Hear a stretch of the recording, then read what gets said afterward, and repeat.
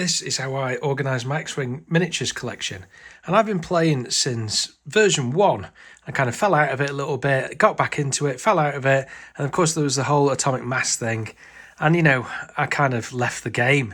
And this sat in a cupboard, and I thought, what a shame, it's so beautiful. So I made a few trays and some 3D printed boxes, which I'll talk about. And all this has come about because a while ago released a podcast on our podcast 20 Minute Tabletop about what happens when your favourite games die. And I just thought it's such a shame to have all this sat in a cupboard.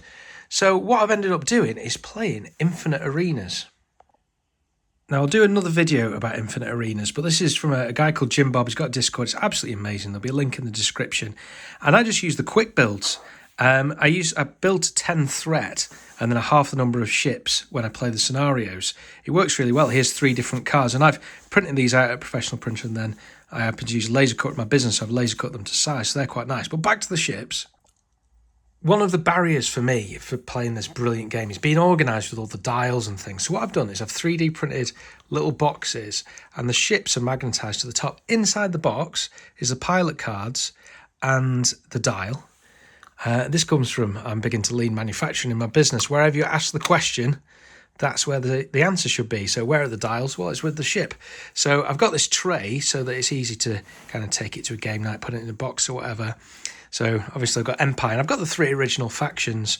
I've got my Empire, my Scum of Villainy, and assorted kind of rebels and stuff. There's a little bit of mix up between the two. But I've got all my favourite ships here. The only one regret that I don't have the Razor Crest. I may pick that up, but I'm a little bit stuck for size. But one of the brilliant things about this game having died now and got a new lease of life through XWA is you can 3D print ships. So look at this. We've got this little pod, and this actually is going to fit inside here. It fits in, which is difficult to do on camera.